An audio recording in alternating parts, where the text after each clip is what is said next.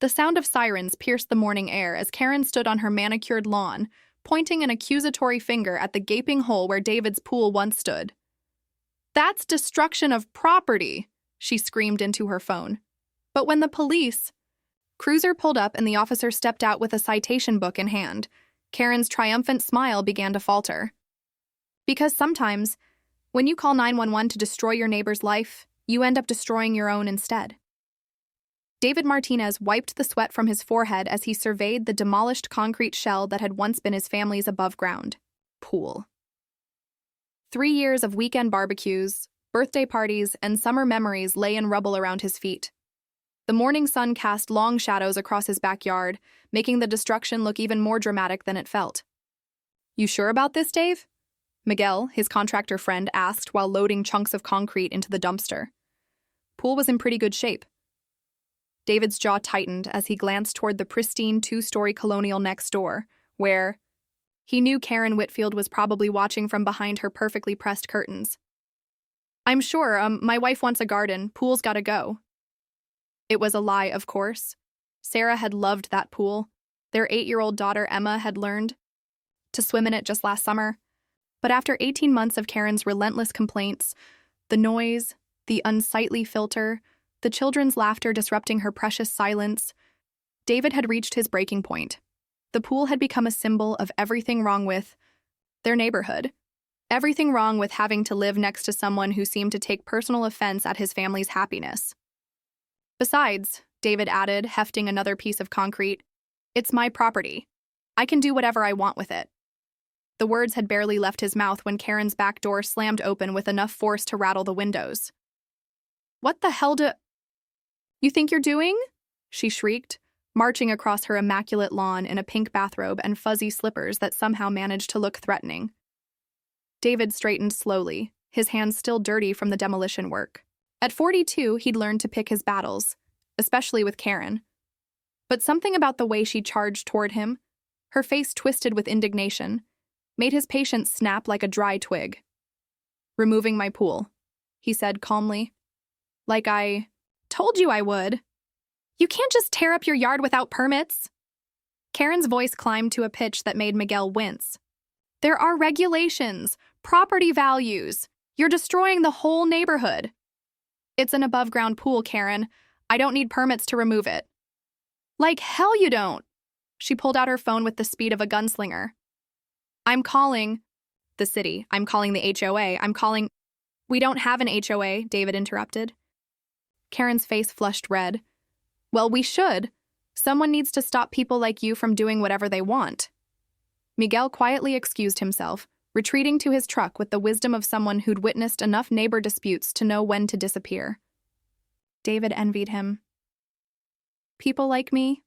David's voice dropped to a dangerous quiet. "What exactly does that mean, Karen?" "You know exactly what I mean," she hissed, moving into a nice neighborhood and then this. She gestured wildly at the construction debris. "First it was that tacky pool, then the parties every weekend. Now you're turning your yard into a construction zone." "The parties stopped 6 months ago," David said through gritted teeth, "and they were birthday parties for my daughter. Sorry if an 8-year-old having friends over offended your delicate sensibilities." "Don't you dare mock me," Karen snarled, stepping closer. "I've lived in this neighborhood for 15 years. I know what maintains property values and what destroys them. And this—" She jabbed a manicured finger toward the demolished pool. "This is destruction." David felt something cold settle in his stomach. There it was again, that subtle emphasis on neighborhood, the way she said "people like you" with such venom. He'd heard it before, in a dozen different ways over the past 3 years. The questions about where he originally came from, despite being born in the same state. The comments about those people and their different ways of doing things. The way she'd called the cops on Emma's quinceañera last year, claiming the music was too loud at 7 in the evening. "I'll remove whatever I want from my own property," David said, his voice steady despite the rage building in his chest. "And if you don't like it, you can—" "I'm calling 911, Karen announced, already dialing. "This is illegal construction. Without permits. Property destruction. Public endangerment." David laughed, a harsh sound that made Karen take a step back. Go ahead, call them. I'd love to see you explain to a police officer why it's illegal for me to remove my own pool. Karen's thumb hovered over the call button. For a moment, David thought she might actually listen to reason. Then her face hardened with the particular kind of resolve that came from righteous indignation and too much time on neighborhood Facebook groups. 911, what's your emergency? The dispatcher's voice carried clearly in the morning air.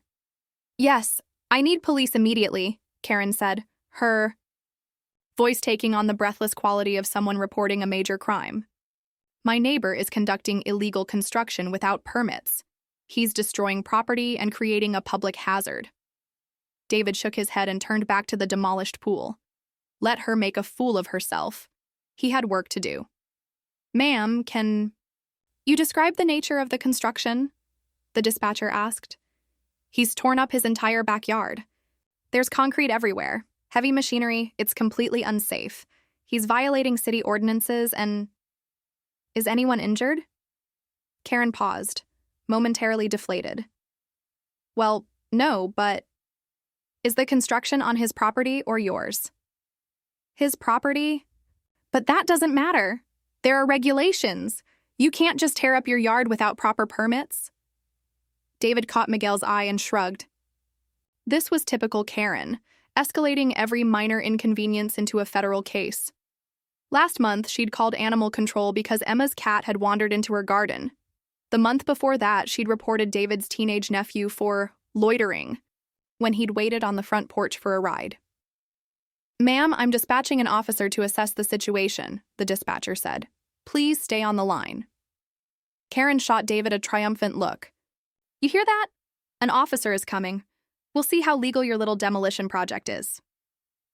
David continued loading concrete into the dumpster, each chunk hitting the metal with a satisfying clang. Part of him hoped the officer would be someone reasonable, someone who'd take one look at the situation and send Karen back to her house with a warning about filing false reports. But another part of him, the part that had been ground down by 3 years of Karen's complaints and implications and barely veiled hostility, almost wanted this confrontation. Let it all come out in the open. Let everyone see what kind of person Karen really was. The siren started wailing about 10 minutes. Later, growing louder as they approached the quiet suburban street. David set down the piece of concrete he'd been carrying and brushed off his hands. Miguel emerged from his truck, looking nervous. You want me to stick around? Miguel asked quietly. Might be better if you didn't, David replied. No point in both of us getting dragged into this.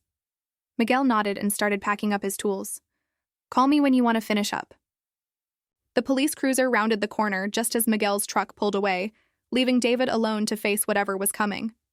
The officer who stepped out was young, maybe mid-20s, with the kind of fresh-faced earnestness that suggested he still believed in the fundamental goodness of people. His name tag read Officer Bradley. Good morning, Officer Bradley said, approaching David with a notepad in hand. I received a call about unauthorized construction. Before David could answer, Karen materialized at his elbow like a pink-robed fury. Officer, thank God you're here, she gushed. This man has been tearing up his yard all morning without permits.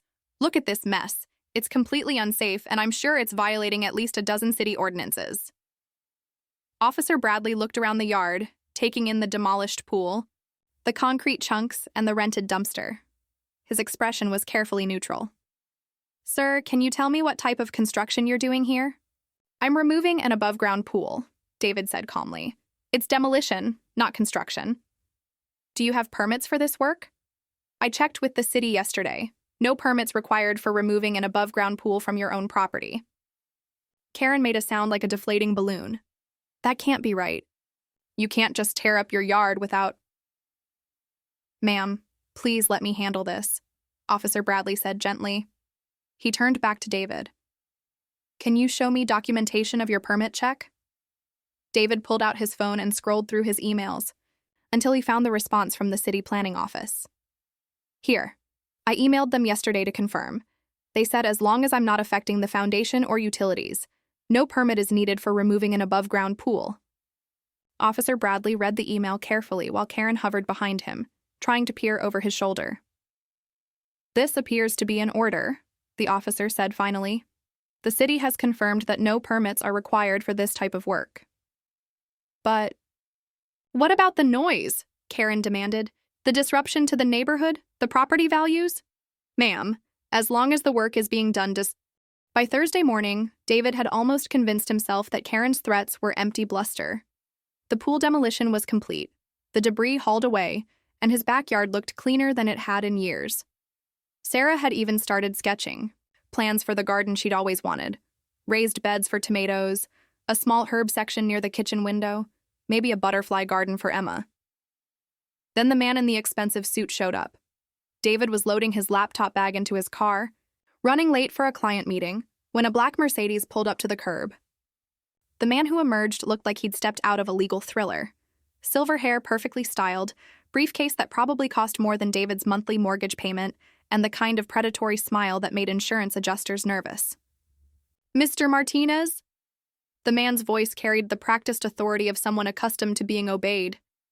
"I'm Richard Steinberg, attorney representing Mrs. Karen Whitfield. I believe we need to talk." David's stomach dropped. Of course Karen had hired a lawyer. Of course she couldn't just let this go. "I'm late for work," David said, not bothering to hide his irritation. "Whatever this is about, you can mail it to me." "I'm afraid it's rather urgent," Steinberg said, producing a thick manila envelope from his briefcase. "This concerns significant property damage you've allegedly caused to my client's home." "Property damage?" David stared at him. "I removed a pool from my own yard." "Yes, well, that's where things get complicated." Steinberg's smile widened, showing teeth that were too white and too perfect. "It seems your demolition work has caused substantial structural damage to Mrs. Whitfield's foundation. Cracks in her basement walls, damage to her driveway, possible issues with her septic system." David felt the world tilt slightly. "That's impossible. The pool was above ground. The demolition didn't go anywhere near—" "My client has documentation," Steinberg interrupted, holding up the envelope. "Photos, estimates from contractors, a structural engineer's report. The damages are quite extensive.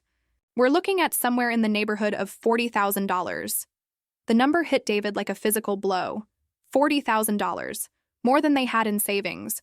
More than they could afford to lose. "You're insane," David said, his voice hoarse. "My pool removal didn't damage anything. This is harassment." "Mr. Martinez, I understand you're upset, but the evidence is quite clear. My client's property has suffered significant damage that coincides directly with your construction activities. Now we can handle this amicably." "Construction activities?" David's voice rose. "I removed a pool.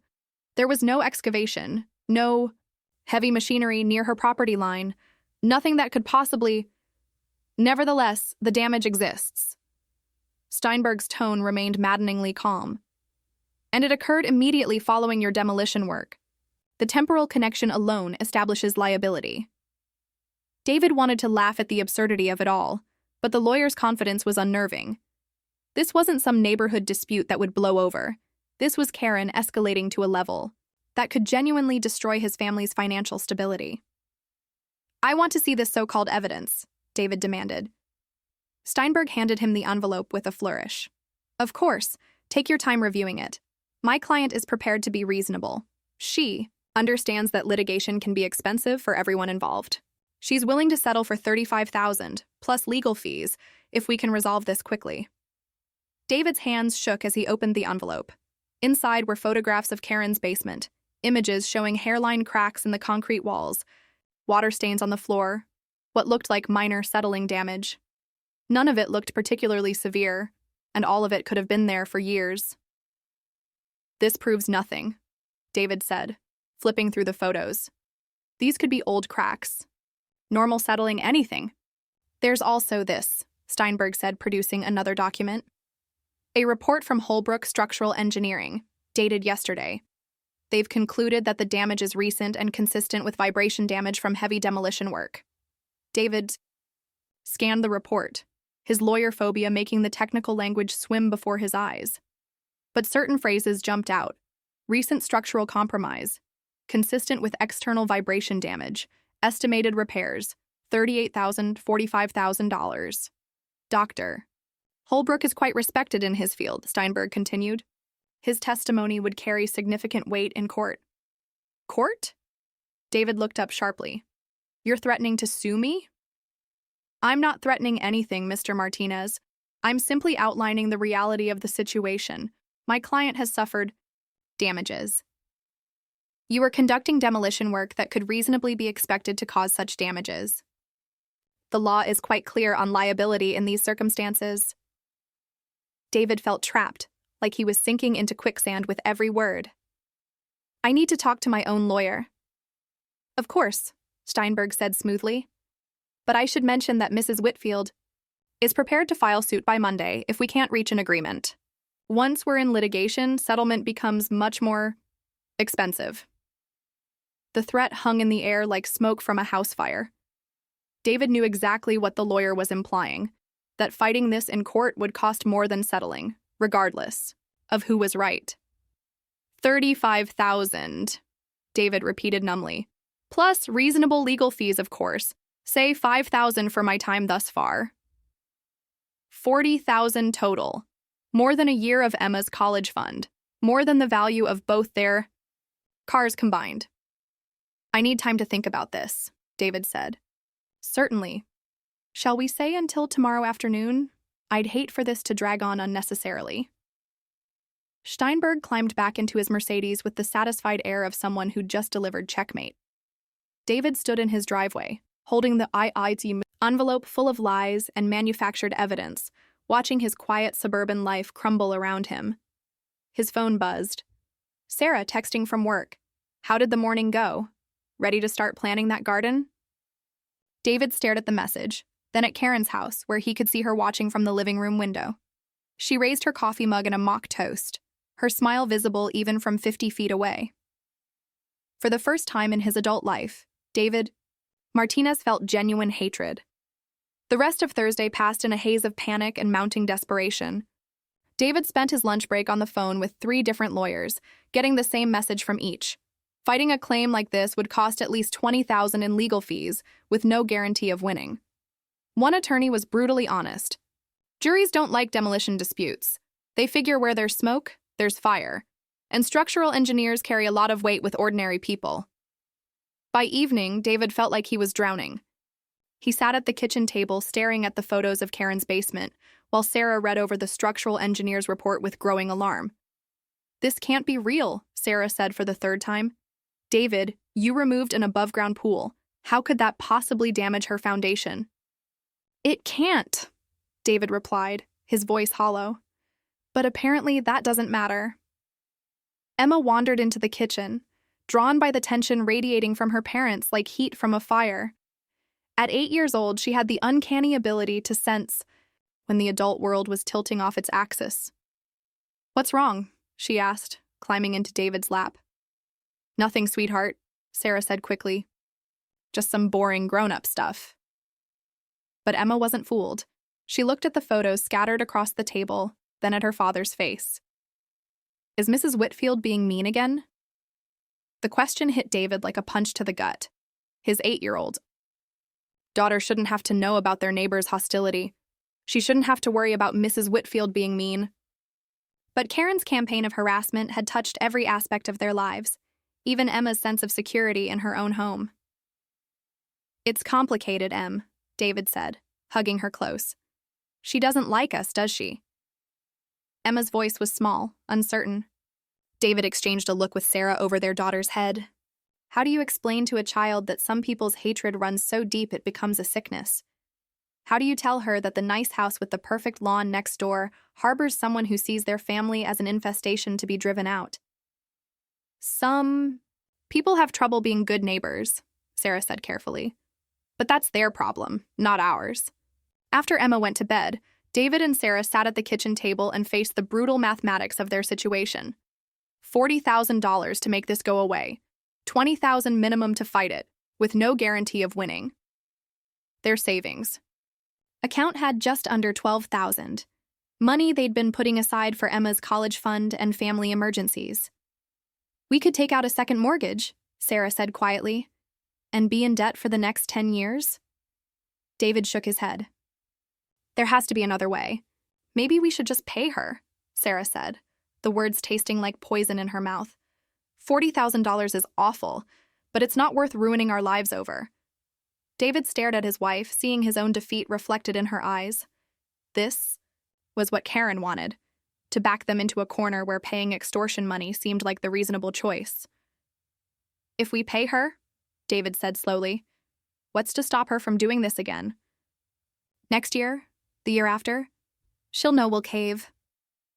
Then what do you suggest? David didn't have an answer. He sat there in his kitchen, surrounded by the debris of his ordinary life, and felt more helpless than he'd ever felt in his 42 years. That's when his phone. Friday morning arrived with the kind of crisp autumn air that usually made David grateful to live in suburbia. Today, it felt like the calm before a hurricane. He'd barely slept, his mind racing with Detective Chen's revelation and the implications of what was about to unfold. At exactly 9 a.m., Richard Steinberg's black Mercedes pulled up to the curb. David watched from his living room window as the lawyer emerged, briefcase in hand, that same predatory smile plastered across his face. Karen appeared on her front porch, gesturing animatedly as Steinberg approached. David's phone buzzed. Detective Chen, texting. We're in position.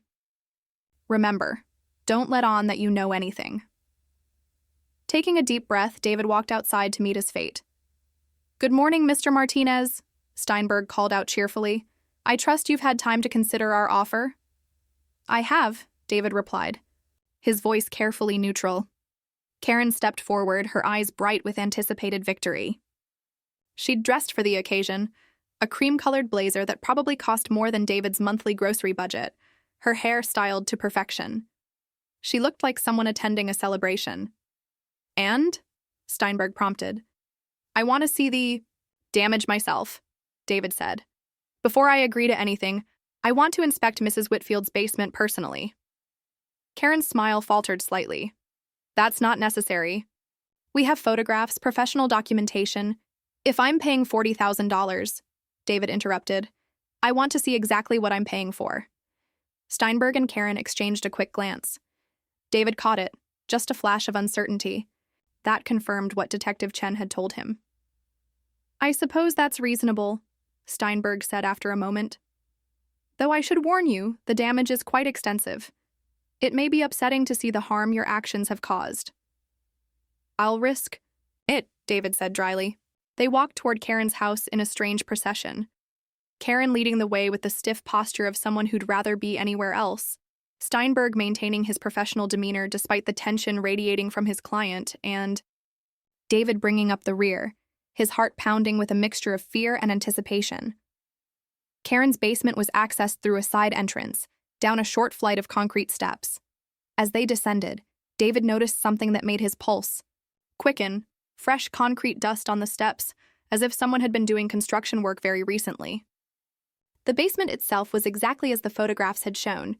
Hairline cracks in the walls, water stains on the floor, patches of discoloration that suggested structural issues. But now, seeing it in person, David noticed details the photos hadn't captured. The cracks were too uniform, too precisely placed. The water stains followed patterns that didn't match natural water damage.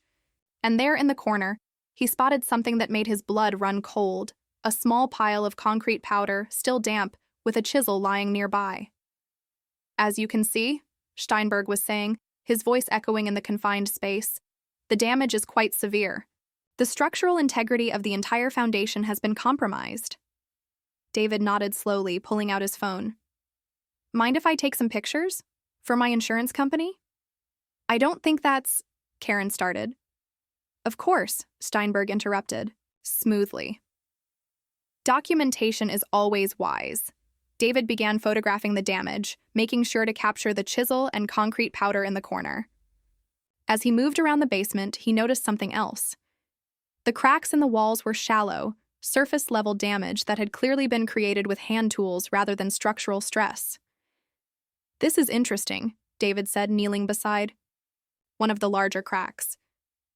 This damage pattern, it's very unusual for vibration damage. What do you mean? Steinberg asked, his voice tightening almost imperceptibly. Well, vibration damage from heavy equipment usually creates deep, structural cracks that follow the natural stress points in concrete.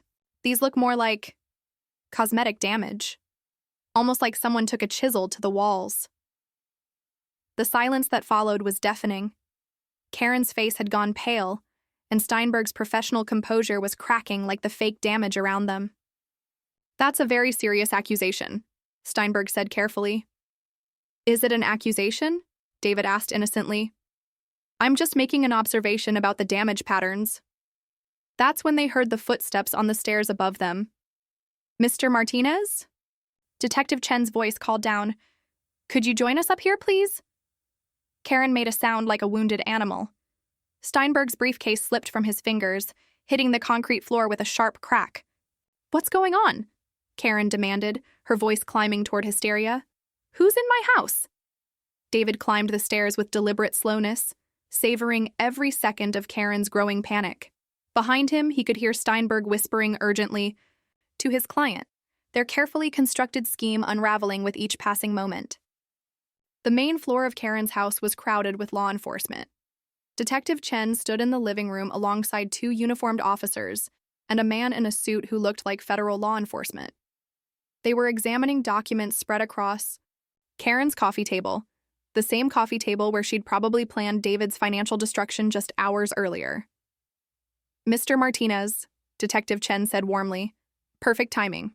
We've just finished executing our search warrant." "Search warrant?" Karen shrieked, appearing at the top of the basement stairs like a furious ghost. "You can't just break into my house." "Actually, we can," the federal agent said, showing his badge. "Agent Rodriguez, FBI Financial Crimes Unit. Mrs. Whitfield, you're under arrest for mail fraud, wire fraud, and conspiracy to commit extortion." The words hit Karen like physical blows. She staggered backward, her perfect composure crumbling completely. "This is insane," she gasped. "I'm the victim here. He destroyed my foundation." "With what, exactly?" Detective Chen asked pleasantly. "According to our investigation, Mr. Martinez removed an above-ground pool using hand tools and a small rented dumpster. No heavy machinery, no excavation work, nothing that could possibly cause structural damage to your foundation." "But the engineer's report was fabricated," Agent Rodriguez interrupted. "Dr. Marcus Holbrook doesn't exist. Holbrook Structural Engineering is a front company with no employees, no office, and no licensed engineers. The report you submitted was created using templates stolen from legitimate engineering firms." Karen's legs gave out. She sank onto her pristine white couch, staring at the law enforcement officers surrounding her like she was seeing them for the first time. "Mrs. Whitfield," Detective Chen continued, "we've been investigating this fraud scheme for 8 months. You and Mr. Steinberg have extorted over $200,000 from 6 different families using fake structural damage claims.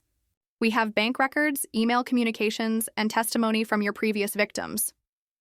David felt dizzy. $200,000. 6 families.